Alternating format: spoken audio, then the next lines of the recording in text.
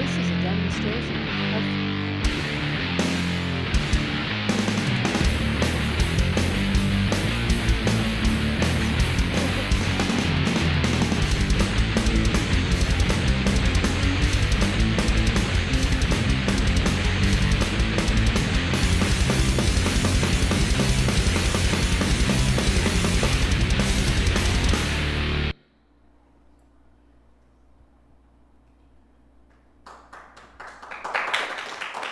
Thank you very much. Thank you, really, thank you. Thank you, no, please, thank you.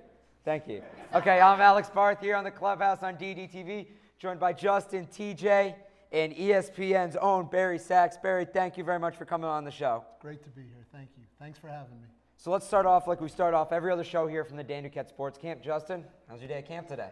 Good. I mean, we got to play some basketball, some play-by-play again, and we played some sports challenge. Yep, Barry? I wasn't at camp today, but I would have liked to have played basketball in some sports challenge. That would have been We were cool. playing on the 8-foot hoops. You would have dominated.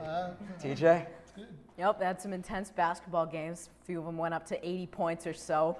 And also the sports challenge was pretty fun too.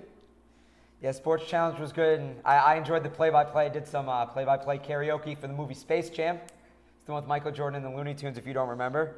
So first off, we're going to start Red Sox playing the Phillies big series. We are going to go over to Jordy now for an update. Jordy? Wide shot. Thanks, Alex. In the second inning, the Phillies scored by Ibanez singled, which scored Victorino. And the big news is that Adrian Gonzalez is in right field and Big Poppy's playing first base. Back to you, Alex. All right, so here, Barry Sachs, once again, ESPN Sports Center producer. So all of us here, aspiring broadcasters, Sports Center's kind of where you want to be. I think the question we all know is, what do you look for in a Sports Center anchor? You know, I think the most important thing people need to have is passion. Just sitting around here talking to people today, you're in the beginnings of that. Most of the people working at Sports Center, sports is what it's all about. It's the number one thing of importance. It's the number one conversation we want to have. So the passion, the love for sports, I think is the most important thing. And then hard work, sacrifice, like we talked. It sounds great. Everybody wants to work at ESPN, but it's a hard job. The hours, the days, the commitment is very difficult. So to have that commitment and that dedication you want to see. And the most important thing people need to have is accuracy. We need to be right. You know, you can't be given wrong scores. You can't have bad information on the screen. So you're looking for people who have passion, dedication, and the ability to do things right. And then the goal for everybody every day is to put forth the best television show we can each day. And it's a day. We're not looking ahead to next week. We're not looking ahead to next month. 6 o'clock show, this is what we're working on. What should we do today to put the best 6 o'clock Sports Center show on here?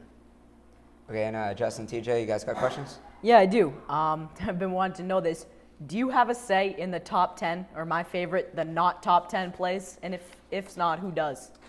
Everybody does. You know, we're all watching games, whether we're at work, home. It's funny, today I was in my office and I was watching the Twins and the Dodgers, and Dan Gladden was calling the game as an analyst, and there was a foul ball, and he actually does the game in the booth with a glove on his hand, and the foul ball came right back at him, and he dropped it.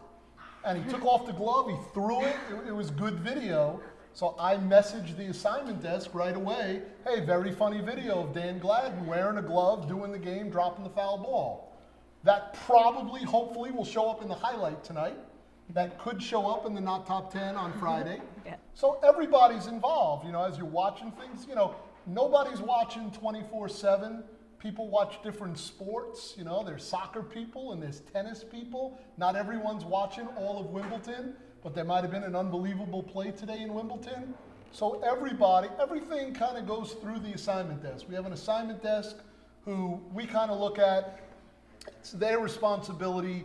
All communication goes through them, and they disseminate the information out to radio, the magazine, .com, TV. Rather than people calling 12 different people, everything goes to the assignment desk and they disseminate it out. So anytime me, you, somebody sees something, we'll send a note to the assignment desk. The assignment desk will send it out to the entire company. You'll see it as a news alert on your computer. And so everyone's involved in everything. You know, it's not one person, like one person's responsible for cutting the top 10, you know, as you cut your videos. Yeah. A production assistant tonight will be assigned the top 10, but it'll be his or her responsibility to contact and communicate with everybody to make sure they have the best 10 plays. Just a follow-up question. What about the ones that, like, sometimes you'll see high school baseball, like, on a home video? How do those get in the show? They call from outside, you know, the assignment desk. Hey, we had this crazy high school play today, and we'll either tell them to send in a DVD. There are, again, with, you know, with what, sometimes they can feed it directly to us. They may get it to their local station who'll feed it to us. But people are calling, and, you know, now with trick shots and things like that, people are kind of doing their own thing, but they call us, they let us know we have it, we look at it, if we feel it's worthy, makes it. Sticking on the top 10, do you think athletes are just playing the sport to get on the top 10, or do you think they're playing to win the game?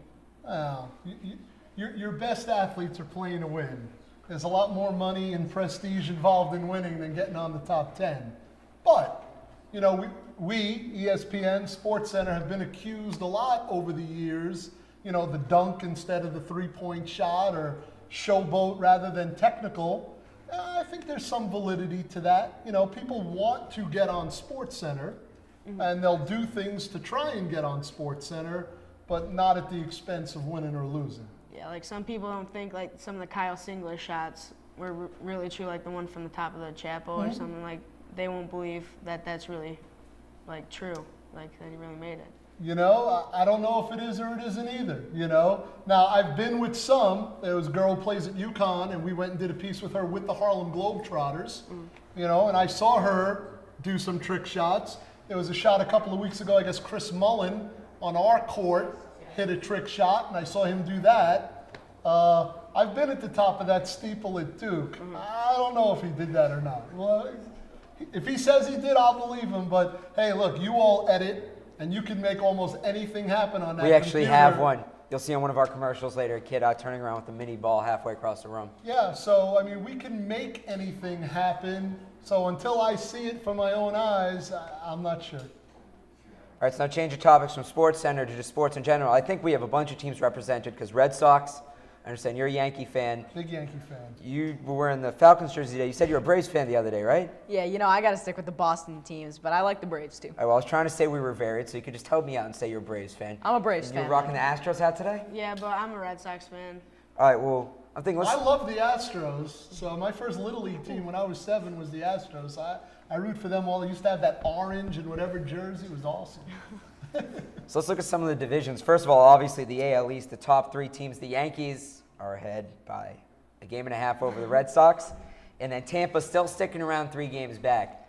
Do you think Tampa has a chance to pull into this, or is it really just the Red Sox and the Yankees? No, look, you know, it comes down to pitching all the time. And I think Tampa may have the best pitching out of all of them. You know, I'm amazed what Freddie Garcia and Bartolo Colon have done for the Yankees. I'm not totally in love with the Red Sox pitching staff. I am either, so. So, you know, I think if you're looking at starting pitching, I think Tampa Bay has the best starting pitching. Their bullpen's a little questionable. They also maybe have the best pitching prospects still to come up, who you'll see in the Futures game next week. I believe his name is Mike Moore. So I think they're going to stick around because they got the pitching, and I think the Yankees and the Red Sox both are a little shaky in the pitching department.